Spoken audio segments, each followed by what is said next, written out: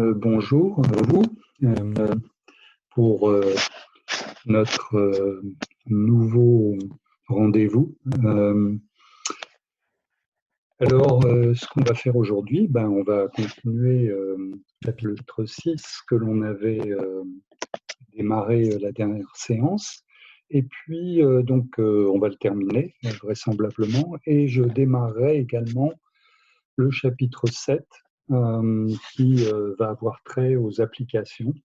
Donc, on verra que ce que l'on a fait pour les milieux magnétiques va nous mener à un certain nombre d'applications concrètes de ces problèmes que l'on a traités au long de ce semestre de cours.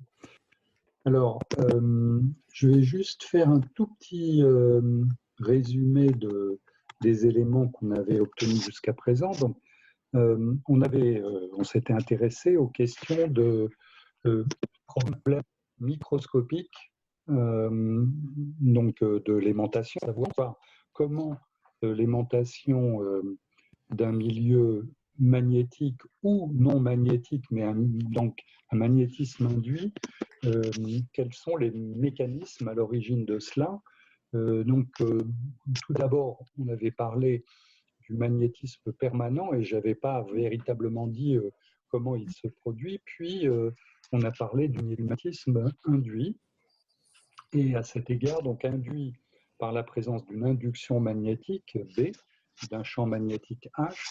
Et je vous avais dit que finalement, il y a deux types de situations. La situation donc qualifiée de diamagnétique, et celle-là, cette situation, elle concerne tout le monde. Elle concerne tous les cas de figure, sauf les milieux aimantés permanents. Tous les cas de figure, ça veut dire que, excusez-moi, ça veut dire que même si,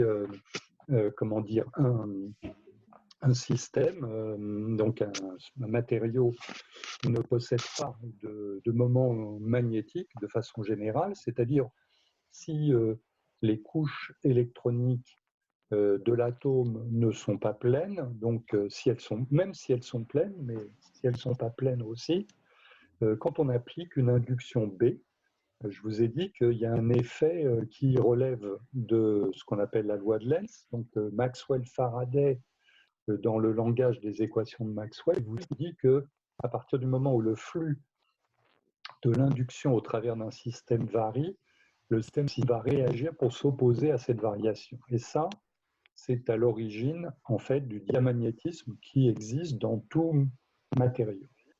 Mais ce diamagnétisme, on a dit, il est assez faible, donc entre 10 puissance moins 6 et 10 puissance moins 9 pour ce qui concerne la susceptibilité climatique.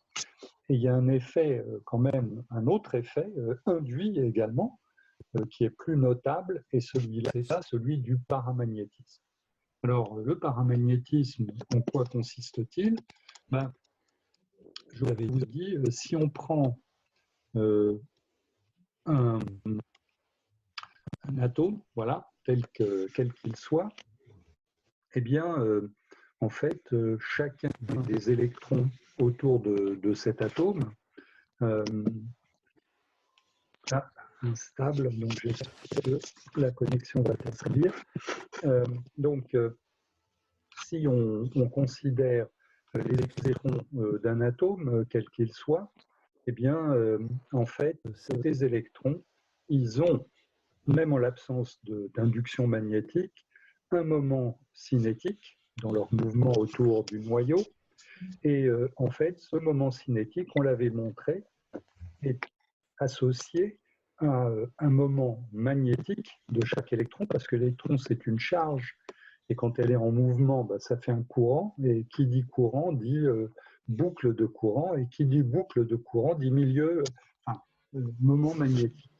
Et ce moment magnétique, eh bien, il est relié au moment cinétique de l'électron par le facteur gyromagnétique, et je vous rappelle, ce facteur gyromagnétique, pour l'électron, il est négatif, ce qui veut dire que si on a un moment cinétique qui pointe, comme indique avec ma souris, le moment magnétique, lui, il est dans l'autre sens pour l'électron. le moment magnétique de l'atome, eh ben, c'est la somme des moments magnétiques de chacun des électrons de cet atome. Et si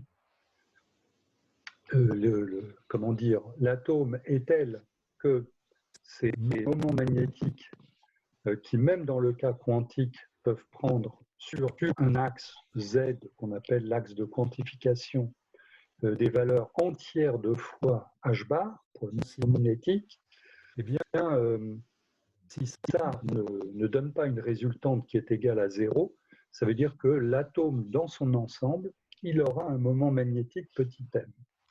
Bon, mais moment magnétique petit m ne signifie pas que le système aura un moment magnétique permanent. Pourquoi?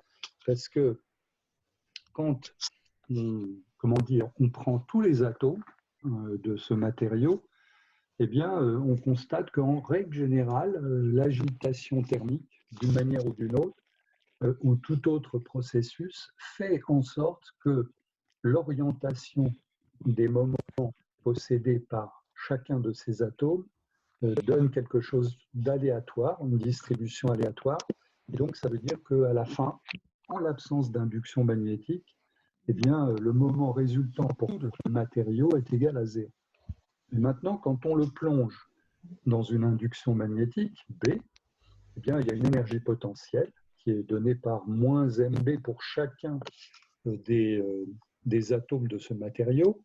Et du coup, ce qui se passe, c'est que si on regarde à l'échelle de l'ensemble du matériau, on voit que l'aimantation M dans la direction de l'induction magnétique, que l'on appelle Z, l'aimantation MZ, eh bien, en fait, c'est le nombre d'atomes par unité de volume fois cette fonction, la fonction de Langevin, qui dépend de la température.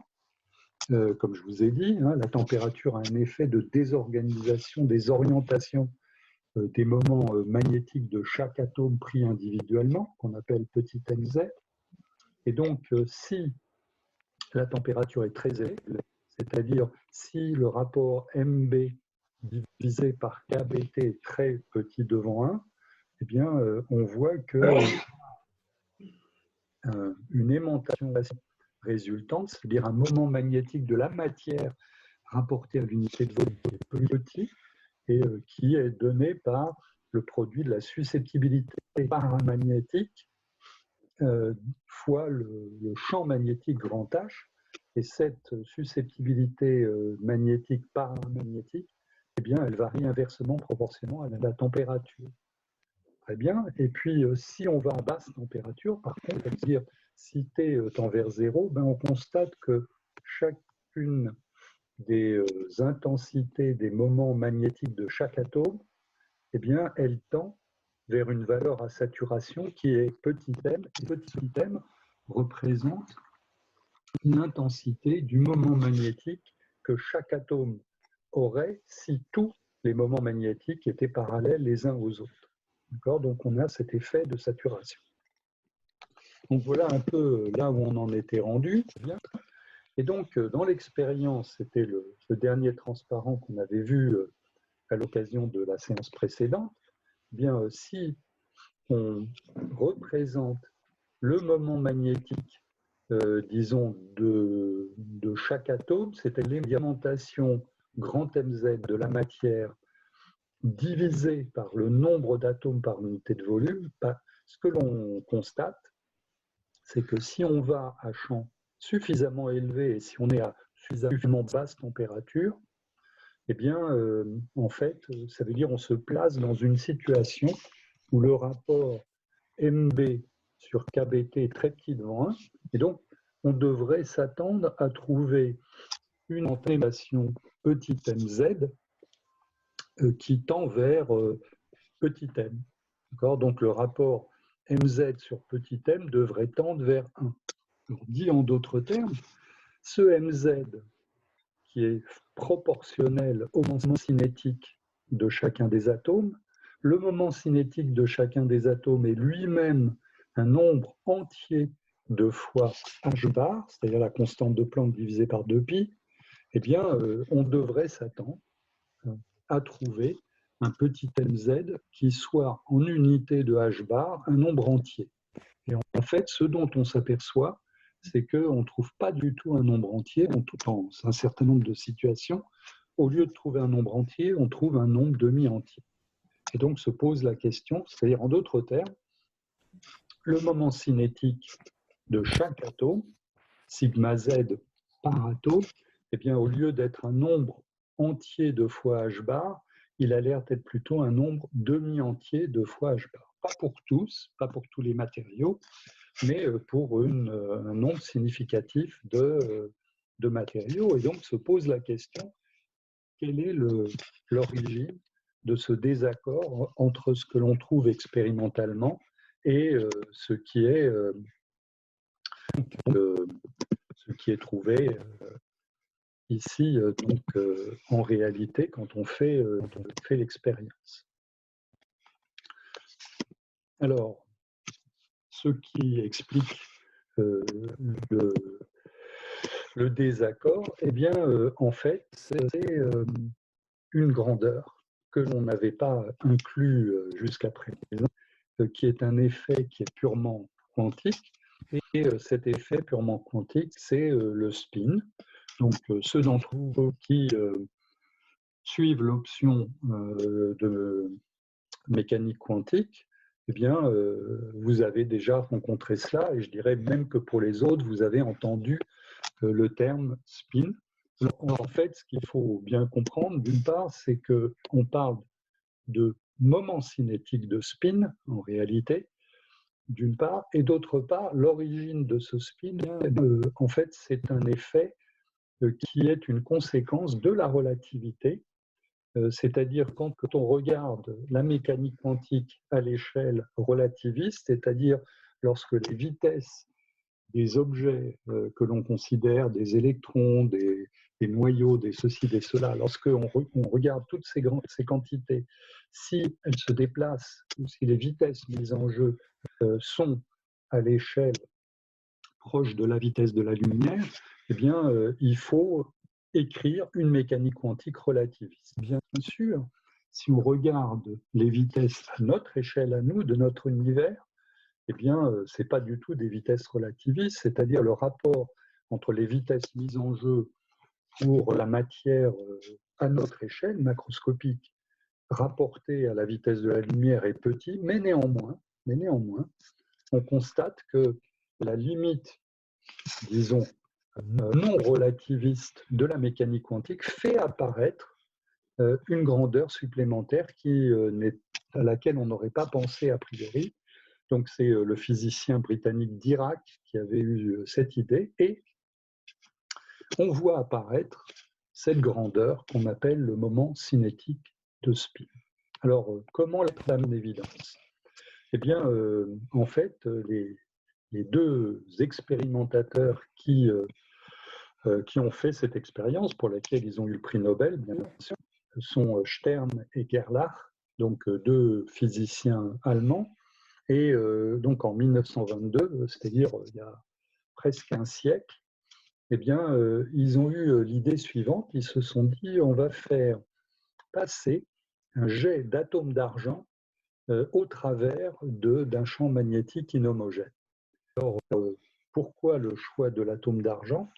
Parce que pour les atomes d'argent, si on ne considère que le moment cinétique orbital, c'est-à-dire le moment cinétique des électrons qui gravitent autour du noyau, comme je les ai décrits, ces mouvements dans les transparents précédents, eh bien, en fait, on trouve que petit n est égal à 0. C'est-à-dire, en d'autres termes, pour l'atome, a priori, quand on ne tient pas compte du spin, eh bien, on trouverait un moment cinétique orbital qui serait égal à 0. Donc, comme le moment magnétique de chaque atome est proportionnel avec le facteur gyromagnétique au moment cinétique, eh bien, on en conclut que si on ne regarde que les effets que l'on avait décrits jusqu'à présent, les effets orbitaux, petit m devrait être égal à 0. Et donc, si on fait traverser des atomes d'argent au travers d'un champ magnétique inhomogène, eh bien, la force qu'exerce ce champ magnétique sur chacun des atomes d'argent devrait être 0, puisque petit m est égal à 0. Or, quand on fait cette expérience, on observe qu'il y a deux tâches sur l'élément. C'est-à-dire, en fait, je vais vous montrer la petite animation qui décrit cette expérience. Donc, ici, voilà, qu'est-ce qu'on fait? Eh bien, donc, on a, donc je vais arrêter l'animation là, on a un électroaimant, donc le pôle nord ici, le pôle sud qui est là, et vous vous rappelez, hein, on a dit, lorsqu'on a un aimant, l'induction magnétique B va du pôle sud vers le pôle nord. Donc ici, là, tel qu'on a dessiné les choses, eh bien, ça veut dire qu'il y a une induction magnétique qui va vers le bas dans la direction Z, et la pointe qui est ici signifie que la valeur, l'intensité de l'induction magnétique est beaucoup plus grande ici que là. Donc, ça veut dire qu'il y a un gradient d'induction magnétique qui est à la fois vers le bas et qui décroît quand on va du pôle sud vers le pôle nord. Et qu'est-ce que donc Stern et Gerlach ont fait? Ils ont fait passer des atomes argent au travers de cet électroaimant, et voilà l'écran. Donc, très bien. Alors, pardon, donc revenons-en. Je ne sais pas ce qui s'est passé. Donc, je reprends l'animation. Désolé pour le petit couac ici. Voilà. Donc ici, je vais arrêter l'animation. Donc, voilà en gros, là, ici, l'écran, le pôle sud, le pôle nord. Et on va faire passer un atome quelconque, et supposons que cet atome, il est à un moment petit m. Donc je vous ai dit, pour les atomes d'argent, il n'y en a pas, mais pour voir ce que l'on attendrait s'il y avait un moment petit m, eh bien, voici la situation décrite. Donc on suppose que le moment magnétique là, de l'élément que l'on considère, en fait, son moment magnétique, il pointe vers le haut. Donc, qu'est-ce que ça veut dire? On a une induction magnétique qui pointe vers le bas, on a un moment magnétique qui pointe vers le haut, donc ça veut dire que la force exercée, qui est mz dB sur dz, elle va être évidemment négative, puisque le produit des deux, ici B est dirigé vers le bas, mz est dirigé vers le haut, et donc ça veut dire qu'il y a une force dirigée vers le bas, et donc cet objet, on s'attend à ce qu'il vienne être défléchi vers le bas, ici. Donc continuons. Oups. Alors là, je ne sais pas ce qui s'est passé, parce que normalement... Ah, oui. Excusez-moi, donc il y a un petit... ce qui se passe, c'est que, en fait, oui, pardon, le produit ici, c'est bien mz dB sur dz, mais en fait, donc, ce que l'on voit là, c'est ici les... comment dire,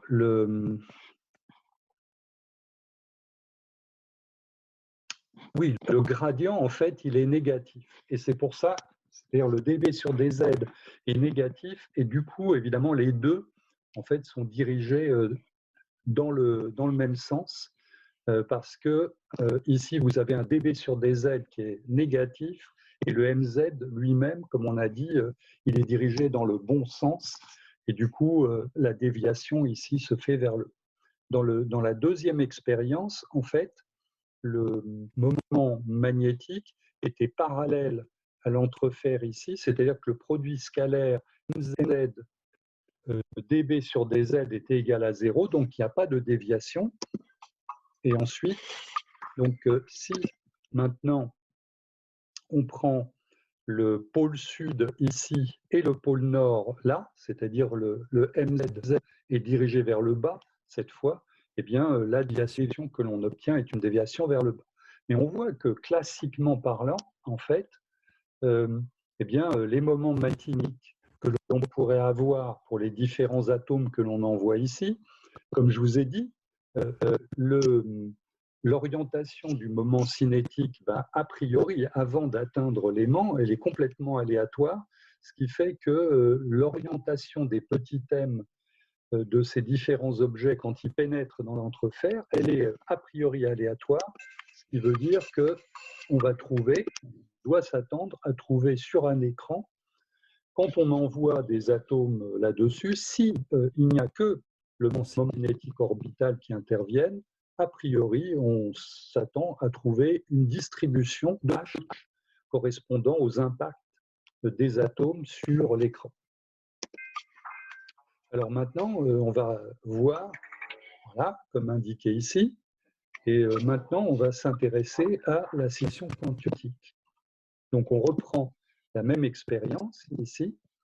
Là, notre atome d'argent, cette espèce de petite boule chevelue ici, signifie qu'il y a quelque chose en plus, et ce quelque chose en plus, comme je vous ai dit, c'est le moment cinétique de spin. Alors là, du coup, ok, on voit, ça c'est pénible, pardon, je vais essayer de reprendre l'animation en cours de route, là. Donc, ce que l'on constate, c'est que, en fait, donc, le premier atome d'argent est passé, a été défléchi vers le haut. Le deuxième atome d'argent, lui, a été défléchi vers le bas. Et maintenant, quantiquement parlant, se pose la question, est-ce que le moment cinétique de spin peut prendre n'importe quelle orientation avant de pénétrer dans l'entrefer? Et du coup, est-ce que ce moment cinétique de spin va donner naissance, lui aussi, à un ensemble de tâches qui va couvrir l'écran?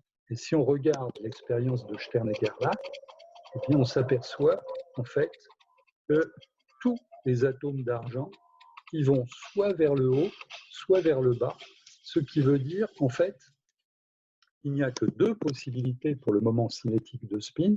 Une possibilité pour laquelle le moment cinétique, eh bien, il vaudrait moins 1,5, et une possibilité pour laquelle le moment cinétique, il vaudrait plus 1,5 dans le langage, bien évidemment, hein, dans le langage de H-bar. C'est-à-dire, en d'autres termes, ici, on aurait un moment magnétique mz qui pointe vers le haut, c'est-à-dire qu'on aurait un moment cinétique de spin égal à moins 1,5 de H-bar, et ici, on a un moment magnétique qui pointe vers le bas par rapport à Z, ce qui veut dire que le moment cinétique de spin de ces atomes d'argent, en fait, il vaut plus 1,5 de H-bar parce que vous avez le rapport gyromagnétique qui lie le moment cinétique de spin comme le moment cinétique orbital au moment magnétique, comme on l'a dit jusqu'à présent.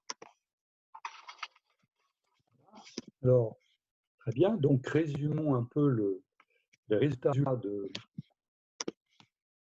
de l'expérience de Stern et Gerlach. Donc, de façon générale, le moment magnétique, c'est le rapport gyromagnétique moins E sur 2ME fois le moment cinétique de spin. Quand on a juste un effet orbital, ce moment cinétique orbital vaut n fois h bar, n étant un entier, mais en réalité, ce n'est pas toute l'histoire, c'est-à-dire qu'en fait, il y a une autre grandeur qui est le spin de la particule. Et donc ici, le spin qui interviendrait pour un atome serait le spin de l'ensemble, donc la somme des moments cinétiques de spin de chacun des électrons qui composent l'atome. Et en tout état de cause, le vrai résultat, celui qui correspond à la réalité observée, eh bien, c'est que le moment magnétique de l'objet, c'est le rapport gyromagnétique, gamma E, fois sigma, le moment cinétique orbital, associé à la somme des moments cinétiques de chacun des électrons de l'objet, plus le moment cinétique de spin de l'objet, qui est la somme des moments cinétiques de spin de chacun des électrons qui le composent, fois cette grandeur G indice qu'on appelle le facteur de Landé. Et ce facteur de Landé, il vaut 1 si le spin grand S, je l'appelle spin, mais c'est moment cinétique de spin en réalité, si grand S est égal à 0, Gj vaut 1, et si sigma est égal à 0, Gj vaut 2. D'accord?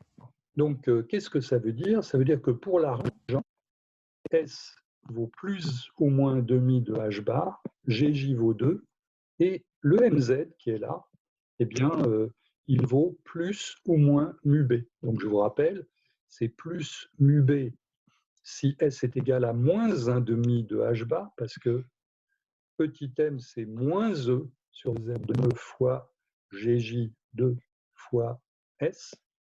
Donc, à un signe du moment cinétique de spin correspond le signe opposé de Mz. Et évidemment, à partir du moment où ce Mz existe, eh bien, vous avez une force non nulle qui explique l'expérience de Stern et Gerlach. Alors, on introduit, vous voyez qu'il y a cette grandeur mu B qui s'introduit. Cette grandeur, qu'est-ce que c'est? On constate que c'est moins E sur 2ME fois 1,5 en valeur absolue fois H bar, et Gj vaut 2 si on a un moment cinétique de spin. Et donc, le 1,5 qui était là et le 2 qui est là se simplifient, ce qui veut dire que le B qui est ici, c'est moins E H bar sur 2ME, c'est-à-dire moins 9,28 10 puissance moins 24 joules par Tesla. Et ceci a un nom, ce mu B, c'est ce qu'on appelle le magnéto de Bohr. Voilà. Alors, il y a eu une deuxième expérience. Donc, une fois que Stern et Gerlach ont prouvé qu'il y avait quelque chose de plus, disons, que la description classique du magnétisme. Donc là, en l'occurrence, le fait que les électrons, et même de façon plus générale, même au sein des noyaux, les protons et les neutrons, ils ont des moments cinétiques aussi, donc a priori.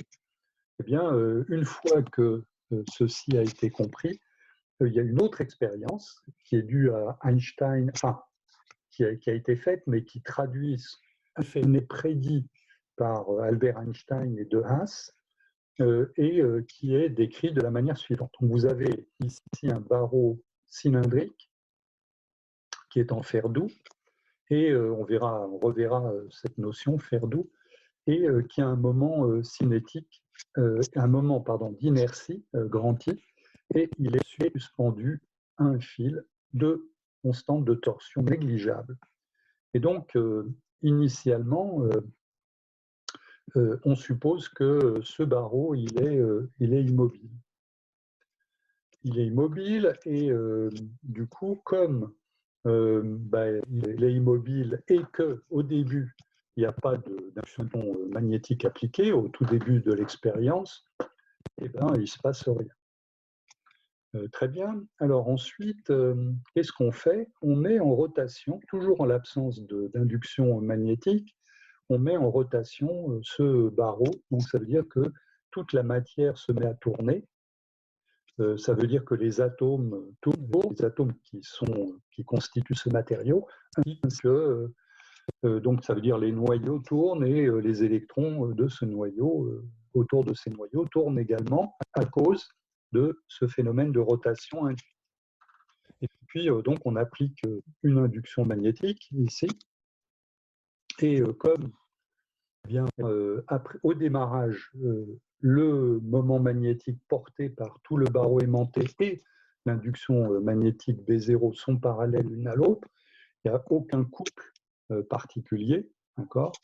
Et donc, ça veut dire que la dérivée du moment cinétique de tout l'objet par rapport au temps, qui normalement, d'après la relation fondamentale de la dynamique, doit être égale au couple appliqué, comme on constate que M et B0 sont parallèles, il n'y a pas de couple appliqué, et donc ça veut dire que la dérivée du moment cinétique de tout l'objet, qui est le produit du moment aussi par la constante oméga de rotation, vitesse de rotation autour de l'axe, ceci est une constante. Et comme I évidemment est une constante, ça veut dire que oméga est une constante. Alors, disons le moment orbital de tout l'objet de rotation, ben, c'est le moment de tous les noyaux qui constituent l'essentiel de la matière de cet objet, plus évidemment le moment des cinétiques des électrons qui gravitent autour des noyaux. Et là, tel que l'on a écrit cette expression, donc on dit ben, tout ce moment cinétique, c'est une constante, bien évidemment, mais quand on a écrit ça, cette expression, pour ce qui concerne les électrons, la question est qu'est-ce que c'est ce moment cinétique des électrons? Ce moment cinétique, c'est le moment cinétique qui correspond à leur mouvement orbital autour des noyaux. Oui, absolument. Ça, on l'a déjà vu. D'accord? C'est ce qu'on avait décrit au début. Deuxièmement, c'est le moment cinétique associé à la rotation des électrons quand tout le barreau tourne à la vitesse angulaire oméga. Donc ça veut dire on superpose pour les électrons un mouvement de rotation à la vitesse angulaire oméga. Et puis si c'est tout, ben, c'est tout. Mais s'il y a un moment cinétique de spin, eh bien en fait, celui-là doit être inclus là-dedans, mais il n'est pas associé à une rotation à la vitesse angulaire oméga parce que ce moment cinétique de spin, c'est une propriété intrinsèque des électrons, ça veut dire qu'elle n'est pas associée au sens propre du terme à une rotation de quelque nature que ce soit. C'est une grandeur qui est attachée à l'électron indépendamment des mouvements que cet électron peut avoir. Donc, a priori, donc dans cette prédiction, moment cinétique total du système, lorsqu'on le met en rotation, eh bien, il y a donc le moment cinétique acquis par les noyaux quand on force cette rotation gamma, le moment cinétique acquis par les électrons quand on force cette rotation oméga, plus le moment cinétique de spin des électrons qui, lui, n'est pas associé en soi à ce phénomène de rotation. Et puis, qu'est-ce qu'on fait? Eh bien, on renverse, d'accord, le champ magnétique.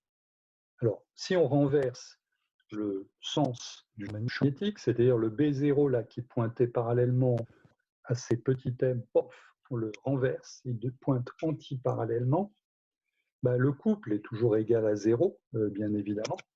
Donc le moment cinétique total, normalement, ce moment cinétique total, il n'aurait pas, j'allais dire, il n'aurait pas changé.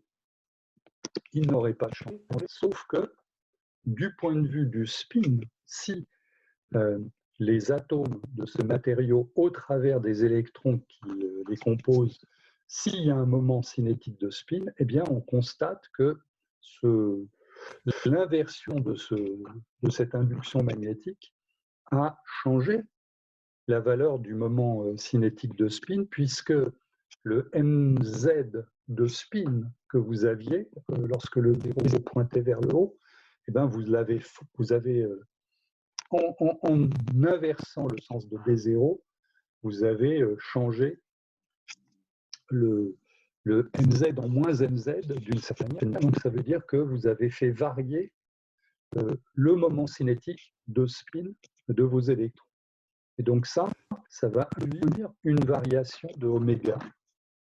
Alors, parce que le moment cinétique total, il se conserve, mais vous avez changé le moment cinétique de spin, et du coup, pour que le moment cinétique total se conserve, c'est que ici, le I oméga qui est là, ben, il va y avoir une variation.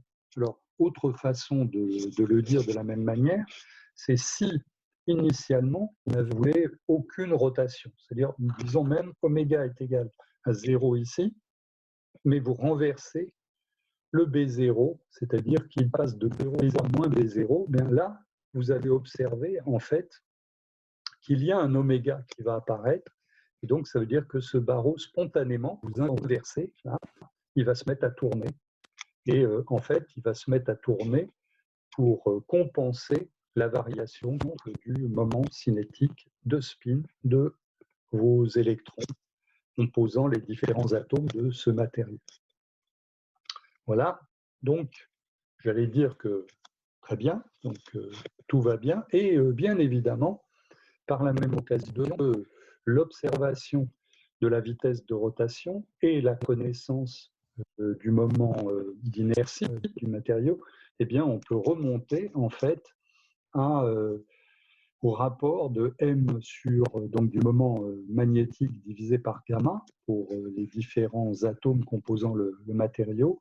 Et ce que cela dit, c'est que ça confirme bien que l'origine de cet effet est une origine liée au moment cinétique de spin, tout simplement parce que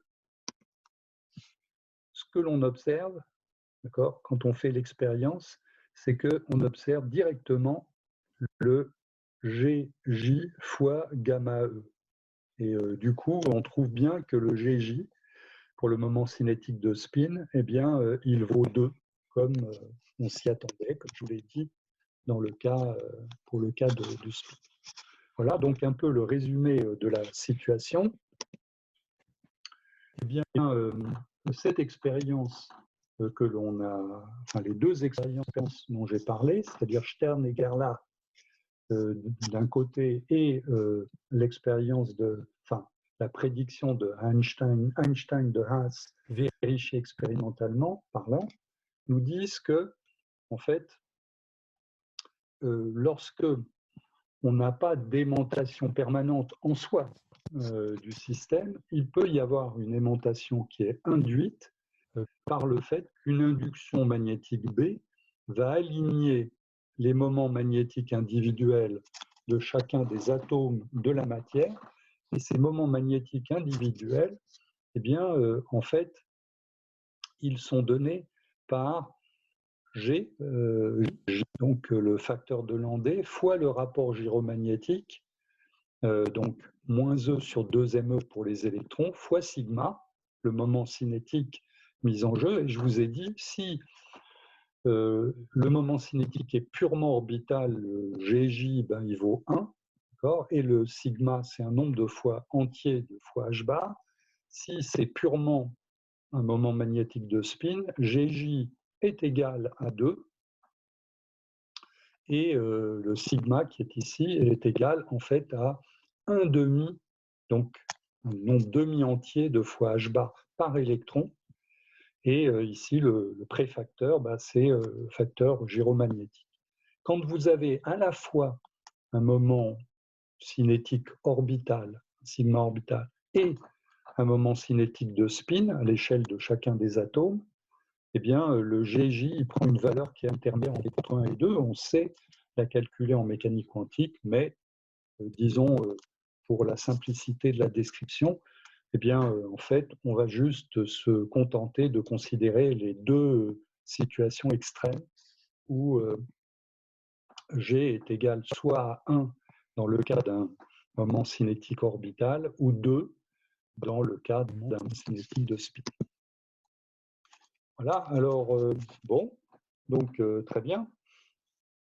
Et simplement, je vous ai dit, donc ça, c'est la partie paramagnétique, on va dire, de l'aimantation induite, c'est-à-dire que c'est la situation dans laquelle, qu'il y ait un moment cinétique de spin et ou un moment cinétique orbital, eh bien, a priori, ces moments, ils ont soit, si ce sont des moments cinétiques orbitaux, des orientations qui sont aléatoires dans l'espace, et l'induction magnétique les aligne en partie, donnant la susceptibilité de Curie, soit s'il s'agit de moments cinétiques de spin, ben je vous ai dit que ces moments cinétiques de spin, sur un axe qui serait parallèle à celui de l'induction magnétique, eh bien, ils valent soit plus 1,5 de h bar, soit moins 1,5 de h bar, mais en règle générale, il y a autant de l'un que de l'autre. C'est-à-dire que, là encore, en l'absence d'induction magnétique, même lorsqu'il s'agit de moment cinétique de spin, ben, il n'y a pas d'aimantation particulière. Quand on met une induction magnétique, eh bien, ça va polariser, enfin, magnétiser, je devrais dire, vos différents atomes, c'est-à-dire que globalement, il va y avoir une petite aimantation induite qui va se développer, et l'aimantation grand M dans la direction Z, c'est-à-dire l'aimantation du matériau par unité de volume, c'est-à-dire le petit mz de chacun des atomes fois le nombre d'atomes par unité de volume, eh bien, celui-là, il devient proportionnel au champ magnétique grand H, le facteur de proportionnalité étant Qm, la susceptibilité magnétique. Et celle-ci, bah, si on considérait qu'on avait un effet de paramagnétisme, eh bien, on dirait ce Qm, il est 1, positif, et 2, eh ben, il doit être de la forme constante divisée par la température. C'est ce qu'on avait vu lorsque je vous ai montré le transparent sur la loi de Curie. Voilà ce qu'on devrait avoir. Je dis bien que le petit mz qui est là soit lié, on va dire, à, disons, un effet classique, c'est-à-dire à la conséquence de moments cinétiques classiques orbitaux de chacun des atomes, ou qu'il y ait à la fois moment cinétique orbital et moment cinétique de spin, ou juste même moment cinétique de spin, peu importe. L'effet paramagnétique dirait on s'attend à trouver. Et en fait, ce que l'on observe quand on fait l'expérience, eh bien, on observe que cette susceptibilité magnétique, elle est de la forme constante divisée par température moins ce grand θ qu'on appelle la température de Q. Alors, il faut quand même que je dise quelque chose par rapport à ça. C'est-à-dire, premièrement, ce désaccord entre ce que prédirait ou ce qu'on attendrait du point de vue de la loi de Curie et ce que l'on découvre ici au travers de cette expérience, de cette expression, pardon, eh bien, le désaccord, il n'existe pas pour toutes les substances. C'est-à-dire, il y a tout un tas de substances pour lesquelles on observe bien la loi de Curie, constante divisée par température, pour ce qui concerne la susceptibilité magnétique. Mais il y a un certain nombre de corps pour lesquels, en fait, on observe constante divisée par T moins grand θ. Ce grand θ, c'est ce qu'on appelle la température Curie, en fait. Et qu'est-ce qui se passe quand on arrive à cette température de Curie? Vous voyez que la susceptibilité magnétique qui est là, c'est constante divisée par T divisée par T moins θ. Et quand T atteint θ, bah, ça veut dire que cette susceptibilité magnétique, elle diverge, elle devient infinie. Et quand elle devient infinie, ça veut dire que l'aimantation grand M de votre matériau, qui a priori est donné par le produit de Qm par grand H, le champ magnétique extérieur, eh bien, si Qm est égal à l'infini, c'est-à-dire que même si grand H est égal à 0, eh bien, en fait, vous avez une aimantation, vous pouvez avoir une aimantation grand M qui est finie. Et ça, rappelez-vous, c'est exactement ce que je vous ai dit, l'information que je vous avais donnée à la fin du chapitre 5, quand on avait parlé, disons, de façon un peu plus détaillée de l'aimantation permanente. D'accord ? Donc, je vous avais dit, il y a des matériaux pour lesquels on observe une aimantation permanente, donc on appelle les aimants, bien évidemment. Et pour ces aimants, la valeur du grand M de l'aimantation ne dépend pas du tout du champ magnétique grand H qui est appliqué.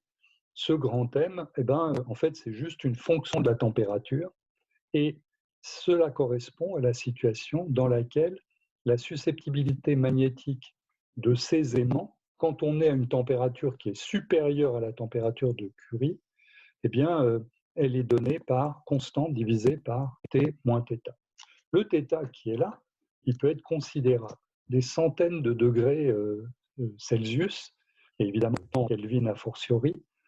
Par exemple, on peut penser au fer, et c'est d'ailleurs pour cela qu'on parle de ferromagnétisme en relation donc avec le magnétisme, le fait que le fer peut donner naissance à des aimants permanents. En fait, la magnétite Fe3O4, comme je vous l'avais dit quand on avait parlé de l'introduction au magnétisme. Désolé, là, il y a des instabilités. Je pense qu'il y a beaucoup de gens qui font des connexions Internet. Bon, j'espère que la qualité n'est pas trop mauvaise pour cette interprétation que vous retrouverez sur YouTube de toute manière. Elle est enregistrée, donc là, ça devrait être beaucoup mieux du point de vue qualité. Alors, on peut avoir ces ferromagnétismes. Et donc, dans ce cas-là, la question qui se pose, c'est qu'est-ce qui est à l'origine du ferromagnétisme? Et naturellement, on va dire, c'est le fait que spontanément, à une température finie, les moments magnétiques petit m veulent s'aligner, de telle sorte qu'il n'y a pas besoin d'un champ magnétique extérieur grand H pour effectuer cette opération et donner une aimantation finie. Alors, s'aligner, comment? Par quel effet? Eh bien, a priori, je dirais le premier effet auquel on peut penser, c'est de dire « Ah, mais quand vous nous avez fait le cours sur la partie macroscopique du magnétisme, vous nous avez raconté que lorsqu'il y a deux aimants qui sont dans le prolongement l'un de l'autre, parallèles l'un à l'autre, eh bien, ces deux aimants, ils s'attirent. Donc, en d'autres termes, il y a une énergie d'interaction qui est la plus basse possible lorsque deux aimants qui sont l'un derrière l'autre, eh bien, leurs moments magnétiques sont parallèles l'un à l'autre. Donc, l'interaction entre des moments magnétiques, on pourrait penser, est la cause de ce magnétisme spontané. C'est-à-dire, en d'autres termes, on pourrait penser que si l'énergie potentielle magnétique de deux aimants elle est supérieure à l'effet désorganisant de la température, c'est-à-dire si l'énergie magnétique moins B, si l'énergie magnétique entre deux aimants qui est proportionnelle au moment magnétique de ces deux aimants, donc cette énergie potentielle, elle est proportionnelle à moins M1, M2, c'est le moment magnétique du premier aimant et M2, celle du deuxième aimant, divisé par la constante de Boltzmann fois la température. Si ça, c'est grand devant 1, eh bien on dirait, ah bah oui, donc ça veut dire que les deux moments veulent s'aligner indépendamment de la température. On pourrait penser cela, mais ce n'est pas du tout ça. Le ferromagnétisme ne s'explique pas dans ce langage-là.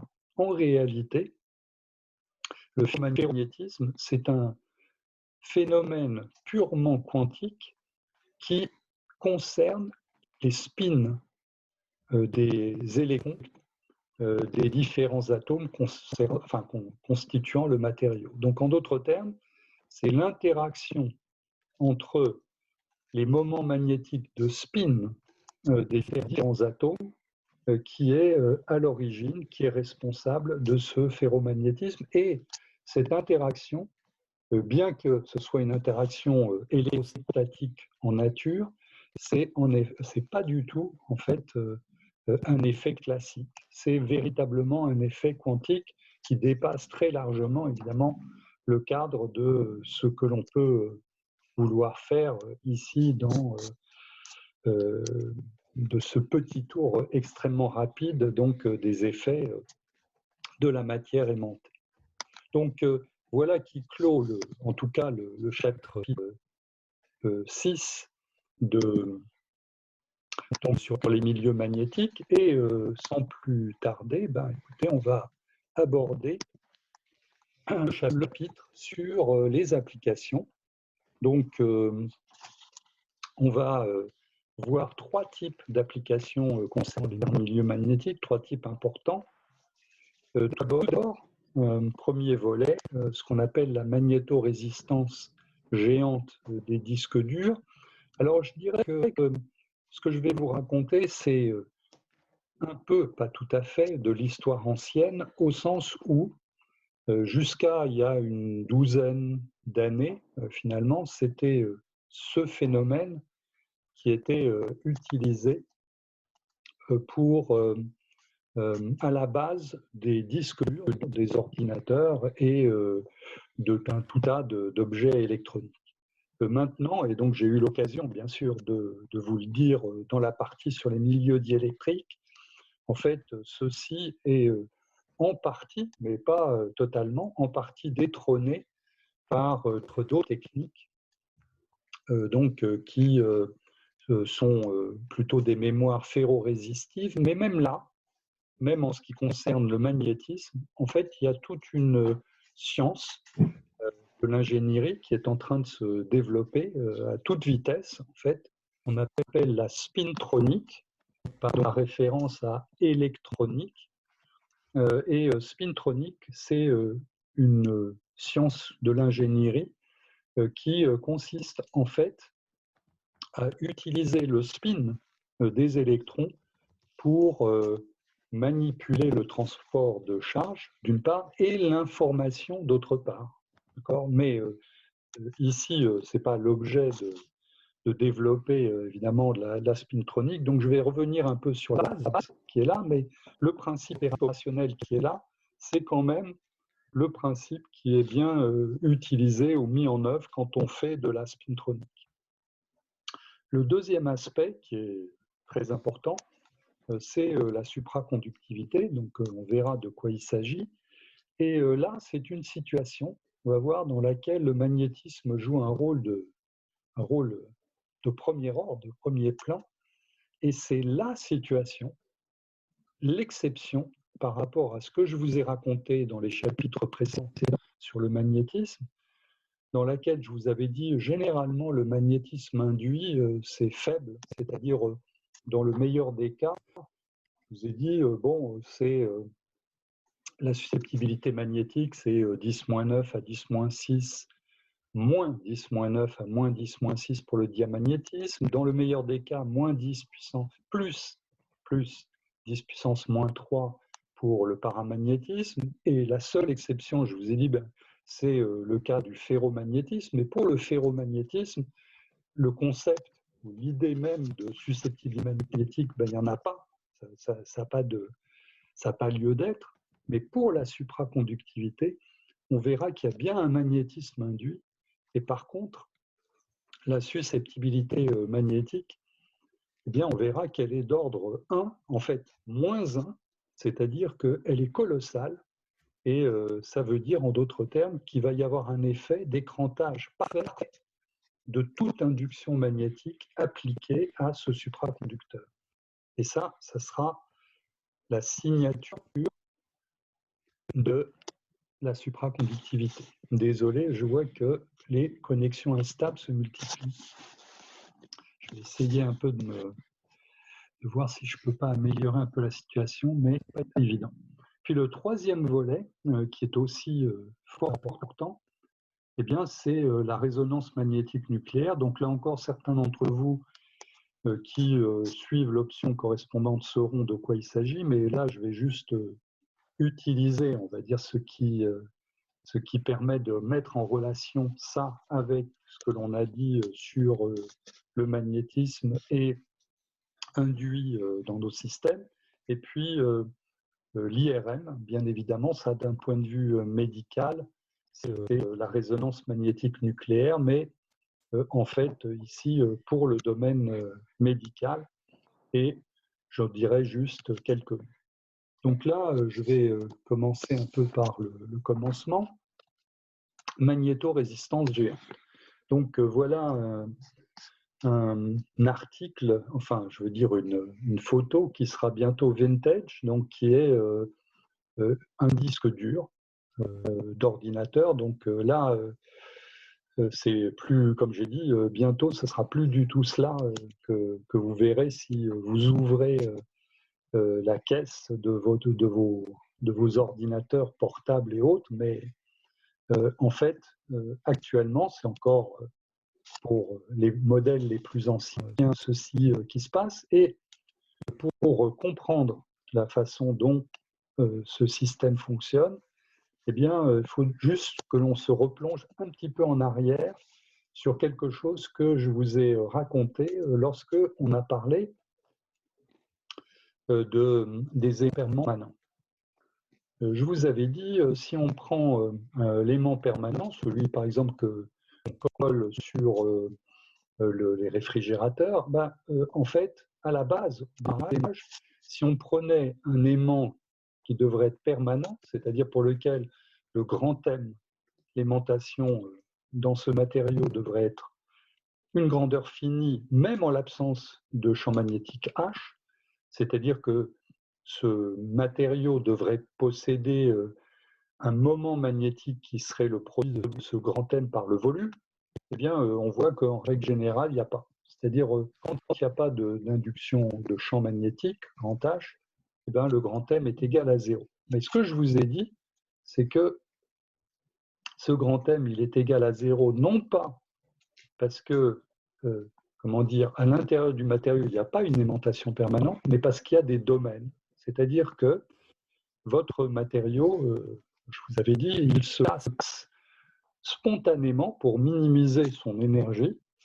Il se casse en domaines et chacun de ces domaines possède un grand M, mais l'orientation des grands thèmes d'un domaine à l'autre varie, et quand on fait la résultante de tout ça, ça donne 0. Quand on applique un grand H, l'effet de cette application, c'est d'aligner les orientations des différents grands thèmes, et on finit par atteindre une valeur à la saturation de ce grand thème. Cette valeur à la saturation, c'est la valeur maximale que peut atteindre ce grand thème. Et comme je vous ai dit dans le chapitre, à la fin du chapitre précédent, cette valeur est juste une fonction de la température, elle ne dépend pas du tout du champ. Et donc, ça veut dire que même si vous pouvez continuer à augmenter le grand H, ça ne fera pas augmenter la valeur du grand M, elle a atteint la saturation. Si on diminue le grand H, eh bien, et qu'on l'annule, on voit qu'on ne retombe pas dans cette situation parce que les domaines qui réapparaissent, en fait, il y en a beaucoup qui réapparaissent et surtout, ils n'arrivent pas à faire en sorte que la compensation des orientations soit parfaite. Donc, il y a un souvenir, si vous préférez, de l'orientation privilégiée des grands thèmes quand on avait appliqué le champ magnétique grand H. Et ça s'appelle l'aimantation rémanente. Et puis, quand on continue, eh bien, on arrive quand même, en mettant un champ négatif, à annuler l'aimantation grand M du système. Et puis, si on continue à augmenter, mais de façon négative, le grand H, c'est-à-dire l'intensité du grand H devient de plus en plus grande, mais négative, eh bien, on inverse la situation, c'est-à-dire on arrive à une aimantation à saturation, mais qui est négative et dont la valeur est l'opposé de celle qu'elle avait là quand le grand H était suffisamment grand et positif. Et puis, si à nouveau on supprime le champ magnétique grand H, on arrive à une aimantation rémanente moins émère, l'opposé de celle-là. Et puis, si on augmente H à nouveau, on repasse par la valeur où le grand M est égal à 0, qu'on appelle, et le grand H correspondant s'appelle le champ coercitif. Et puis après, ça reprend. Donc, vous voyez qu'on décrit ce cycle qui s'appelle le cycle d'hystérésis du matériau. Alors ici, on avait initialement ce qu'on appelait la courbe de première aimantation. Donc ça, je vous avais déjà raconté ça. Mais en fait, l'information supplémentaire que l'on a, c'est que ces cycles d'hystérésis, on constate qu'ils sont de deux types. Le cycle d'hystérésis correspondant à des matériaux qu'on appelle magnétiques doux, et puis l'hystérésis correspondant à des matériaux magnétiques que l'on appelle durs. Donc, quelle est la différence entre les deux? Si on regarde les matériaux doux, matériaux magnétiques doux, mais disons par simplification matériaux doux, on constate que l'aimantation à saturation et l'aimantation rémanente sont quasiment les mêmes. D'accord? Donc ça veut dire le petit M est par au-delà, donc ça, le moment magnétique par atome, mais au-delà l'aimantation du matériau, eh bien cette aimantation j'allais dire, elle se développe de telle sorte que le MR et le MS sont quasiment identiques l'un à l'autre. Et en fait, on constate que ce qui se passe, c'est que quand, par exemple, on est à saturation, et qu'on ramène H à 0, on arrive à MR ici, qui est le même quasiment que MS, et puis tout d'un coup, quand on arrive au champ coercitif moins HC, tout d'un coup, ça bascule brutalement et on passe directement à moins MS. Et ensuite, quand on revient ici, on est à moins MR, qui est pratiquement le même que le moins MS. MS, c'est donc l'aimantation à saturation, le S pour saturation. Et ici, quand on arrive à HC, on bascule brutalement et directement à plus MS. Donc en fait, pour un matériau doux, le champ coercitif, il est faible et l'aimantation que l'on a, elle est constante et intense. Pour un matériau dur, on constate qu'il y a une beaucoup plus grande différence entre le MS et le MR, MS ici, MR là, et on constate que les champs coercitifs sont beaucoup plus grands qu'ici. Donc, qu'est-ce que ça veut dire? Qu'est-ce que ça veut dire, ça? Ça veut dire que si vous voulez développer une technologie dans laquelle l'application d'un champ magnétique grand H permet de faire basculer le sens de l'aimantation, eh bien, vous voulez que ce champ magnétique que vous appliquez soit le plus petit possible parce que ce que vous voulez, c'est que, en fait, ça ne vous coûte pas trop d'énergie d'opérer disons, d'effectuer cette opération de basculement des moments magnétiques, d'une part, et d'autre part, vous voulez que même s'il y a un petit champ magnétique résiduel qui existera toujours, j'allais dire, dans ce dispositif, parce que ne serait-ce que le champ magnétique terrestre, les flux d'actuation, etc., vous voulez que ça n'affecte pas la valeur de ce petit m, qu'elle reste toujours la même. Donc un matériau doux, c'est essentiellement ce qui est utilisé dans les mémoires magnétiques qu'on utilisait jusqu'à présent, et même pour les descendants de cette technologie, c'est aussi les matériaux que l'on veut privilégier. En revanche, si on avait un matériau magnétique dur, vous voyez que en fait, l'aimantation que vous pourriez avoir, l'aimantation rémanente que vous pourriez avoir, elle est beaucoup plus difficile à détruire, d'accord, par un champ magnétique de grand H, mais par contre, il y a des variations plus significatives entre le MR ici et le MS là. Donc, on pense à un aimant de réfrigérateur. Vous voulez que, une fois que vous avez réussi à aimanter votre matériau, donc lui donner dans un champ magnétique qui va être assez grand, vous lui donnez la valeur MS, le H, vous l'amenez à 0, bon, très bien, donc là, vous arrivez à MR, ben, vous ne voulez pas qu'il faille une valeur de champ trop petite pour que l'aimantation par malheur tombe à 0. Vous voulez garder une aimantation rémanente aussi importante que possible.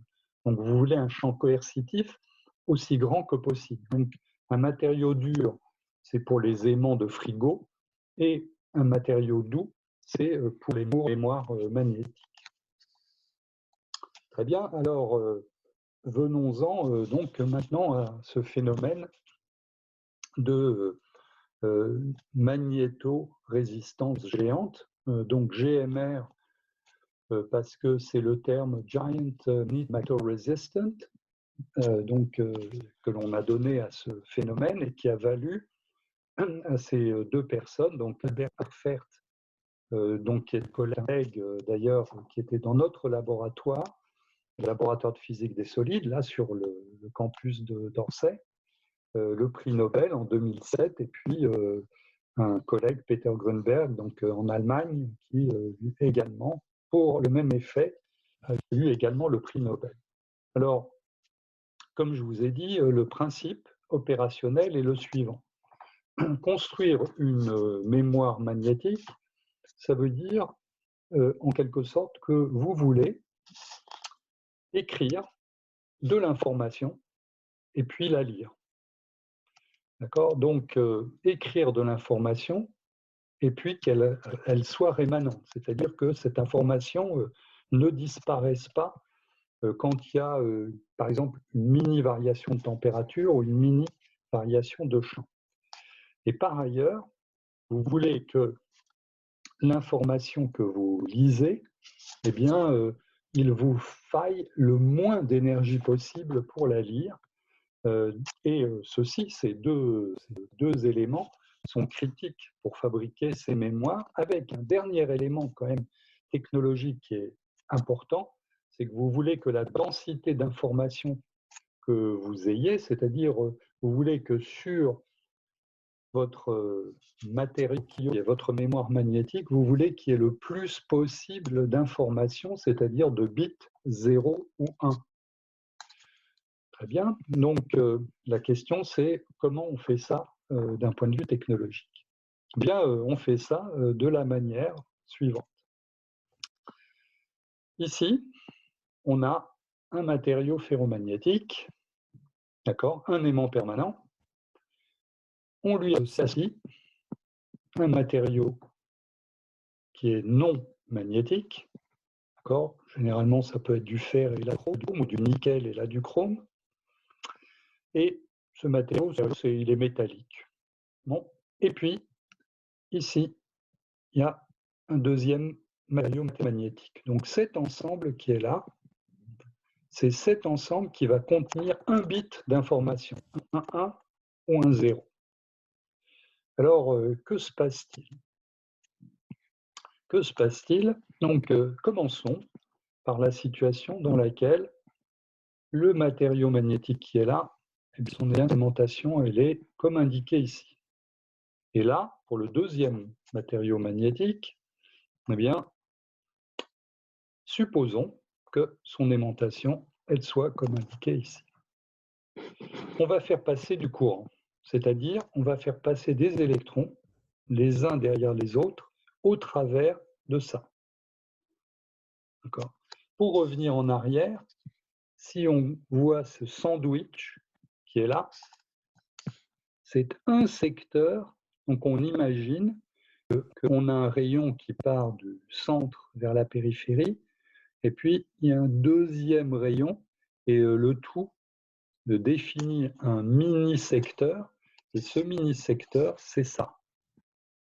C'est exactement ça. Alors, simplement à noter que là, évidemment, il y a énormément, c'est-à-dire même quand on définit le secteur que j'ai décrit, à l'intérieur de ce secteur, il y a tout un tas de sandwichs. C'est pour ça, d'ailleurs, que ça a cette forme un petit peu exotique comme ça. Donc maintenant, on a un électron qui va traverser ce sandwich. On suppose, donc l'électron, comme on l'a dit, hein, il peut avoir un spin qui est moins 1,5 ou un spin qui est plus 1,5. S'il a un spin qui est moins 1,5, son aimantation, c'est mz égale plus mu b. Et si le spin, c'est plus 1,5 de h bar, bah, le moment mz est égal à moins mu b. Donc notre électron arrive avec, disons, par exemple, un moment magnétique qui est un moment cinétique de spin. Excusez-moi, là, donc je reprends ce que j'ai dit ici. Là, ce n'est pas les moments magnétiques qui sont représentés, c'est les moments cinétiques de spin qui sont représentés. Donc l'électron arrive avec un sigma z, d'accord, qui est moins 1,5 de h bar, c'est-à-dire qu'il a un mz qui est plus mu b, et ici au contraire, le spin de l'électron est plus 1,5 de h bar, c'est-à-dire qu'il a un moment magnétique qui est moins mu b. Donc l'électron, avec le moment magnétique plus mu b, il arrive sur la première partie du sandwich et il voit un moment magnétique qui est de même sens. Eh bien, ça a la propriété que quand les deux moments magnétiques ici sont parallèles l'un à l'autre, l'électron traverse ce matériau sans pratiquement avoir de collision avec les impuretés de ce matériau, je dis pratiquement parce qu'il y en a toujours un petit peu, mais en tout état de cause, il y en a très très peu. Le fait que les deux moments magnétiques soient parallèles l'un à l'autre, ça veut dire que la résistance au passage du courant que va exercer ce matériau, elle sera faible. Ici, on est dans une partie qui est conductrice, l'électron traverse sans aucun problème, et puis dans la deuxième partie du sandwich, ici, si l'aimantation de ce deuxième matériau est parallèle à celle du premier matériau, l'électron, à nouveau, il a un moment magnétique qui est parallèle à celui de cette partie du matériau et il y a très peu de résistance. Donc ça, c'est la situation vue par un électron qui aurait un moment magnétique parallèle donc, à ceux des deux parties du sandwich.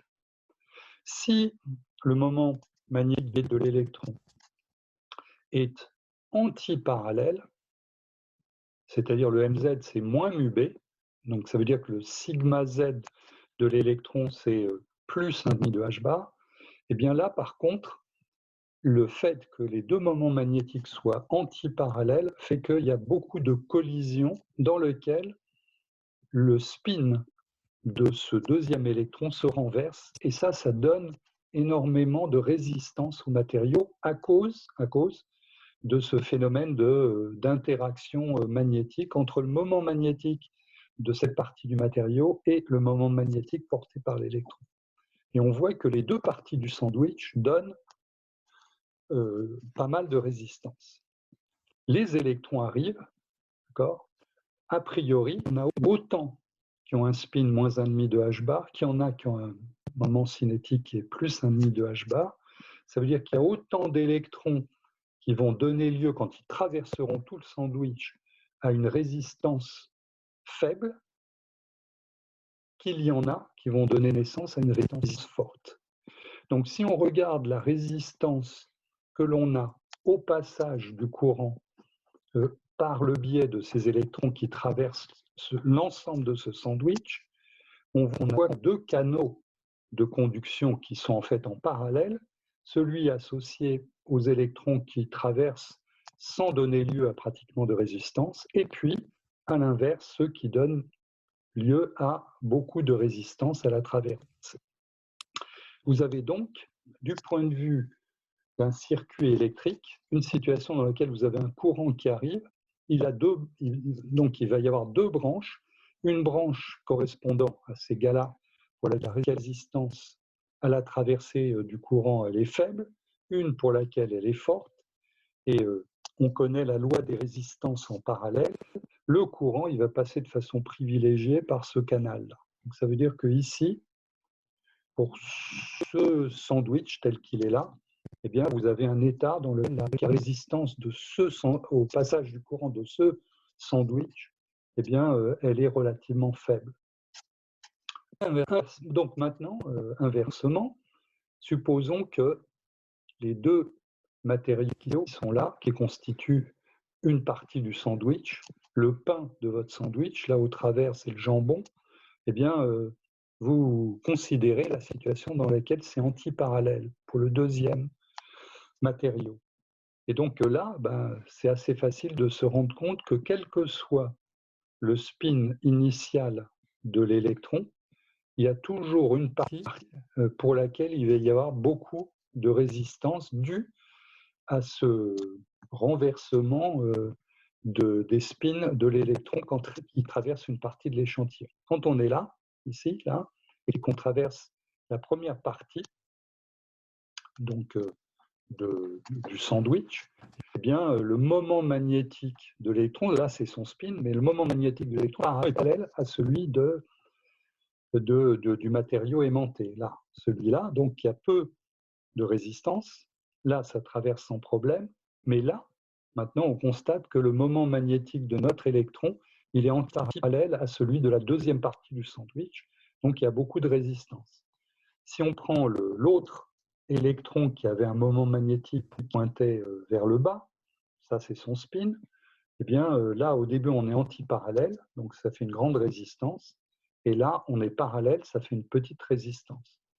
On a toujours deux situations, c'est-à-dire on a toujours la moitié des électrons qui sont décrits par ce phénomène, l'autre moitié par celui-là, et donc du point de vue du passage du courant, tout se passe comme si on avait, là encore, un circuit électrique équivalent, l'intensité du courant, deux branches, l'une qui correspond aux électrons ayant ce spin, c'est celui-là, va au début, la traversée est facile, petite résistance.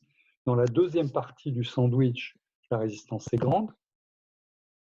Et pour l'autre, c'est complètement l'inverse. Donc là, on voit que les deux branches que l'on a sont complètement symétriques. Et évidemment, quand on a deux résistances en série, eh ben, les résistances s'ajoutent. Ça veut dire que la résistance de chacune de ces deux branches, dépendamment du fait qu'elle est la même pour les deux, eh bien, elle est conditionnée par cette grande résistance qui est là. Donc ça veut dire qu'ici, on a une basse résistance à l'ensemble de la traversée du sandwich. Et là, on a... Non, pardon.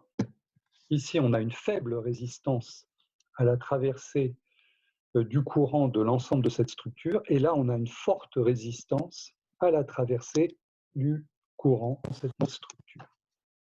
Et maintenant, qu'est-ce qu'on va faire? Eh bien, ce qu'on va faire, c'est on repart de cette situation, celle-là, et on considère que ce matériau qui est là, celui-là, c'est un matériau doux. Okay, doux, ça veut dire qu'il suffit d'un petit champ magnétique H pour renverser ce moment magnétique, c'est-à-dire comme représenté ici. Donc ce qu'on fait, c'est qu'on part d'une situation où on a une aimantation qui est à saturation, quasiment, parce qu'on a un matériau doux, et on applique un petit champ HC coercitif qui va renverser cette aimantation pour l'amener comme ça. Et donc, avec un tout petit champ magnétique, H, on passe d'une situation de basse résistance à une situation de haute résistance. Et donc, on voit bit 0, basse résistance, bit 1, haute résistance.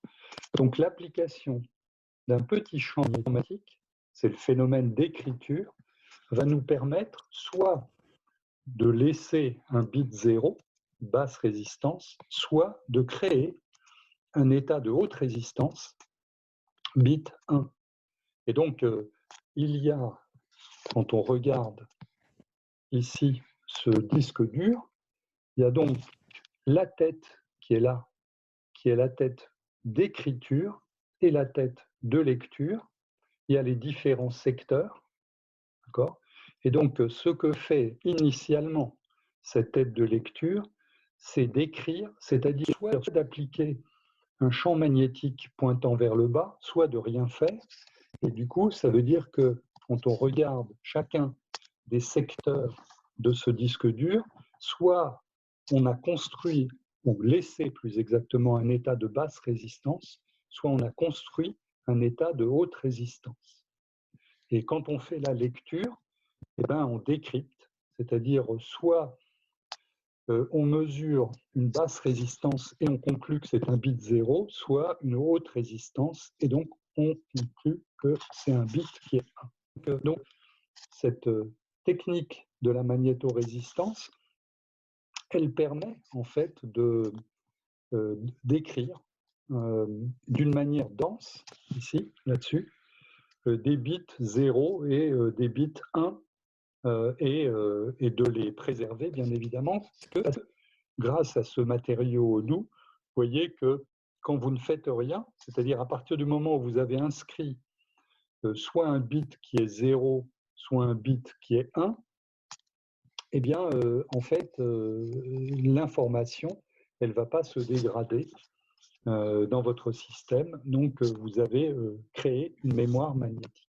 Donc, comme je disais, dans les 10 ou 12, jusqu'aux 10 ou 12 dernières années, ces mémoires magnétiques étaient la technologie de référence.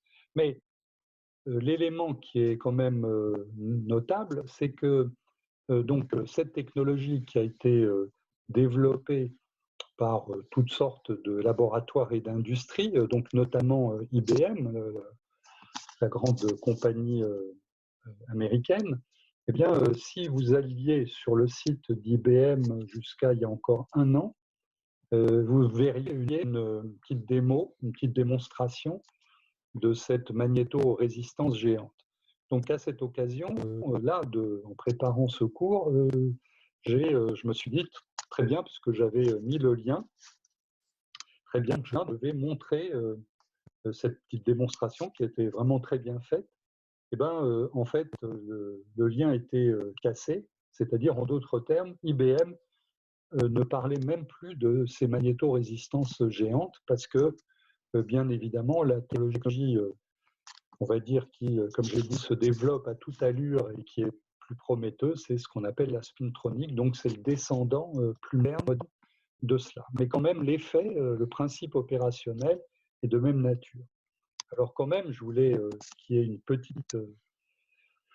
petite démonstration que vous puissiez voir sur cet effet de magnétorésistance géante. Et du coup, voilà l'animation en question sur YouTube. Et au passage, vous voyez Spectronic. Vous pourriez regarder si ça vous intéresse. Donc voilà, là exactement la description que je vous faisais, c'est-à-dire vous voulez créer un état qui est soit de résistance basse, soit de résistance haute. Et donc là, vous voyez qu'on est dans la situation où on va avoir une résistance haute parce que les électrons qui sont représentés ici, ils ont pour leur moitié un moment matinique qui pointe vers le haut et puis pour l'autre qui pointe vers le bas. Donc c'est précisément la situation où la résistance haute. Et puis on retourne les notations ici, là, comme ça. Et là, en fait, pour tous les électrons, on va avoir dans une branche une résistance basse, dans l'autre une résistance haute, mais comme je vous ai dit, c'est deux branches parallèles, donc c'est celle qui a la résistance basse qui l'emporte. Voilà, et donc ici, vous voyez que quand l'école estienne, qui est très connue du point de vue des animations, a été mise à contribution, et puis ici, vous avez au niveau de notre laboratoire, donc Julien Bobroff et Frédéric Bouquet, qui se sont spécialisés dans la visualisation, donc à destination aussi bien du primaire et du secondaire que de l'université. Donc vous pouvez aller regarder toutes les animations qu'ils ont construites sur les différents aspects de la physique. C'est intéressant. Ah, donc on va essayer de quand même découper un peu la musique.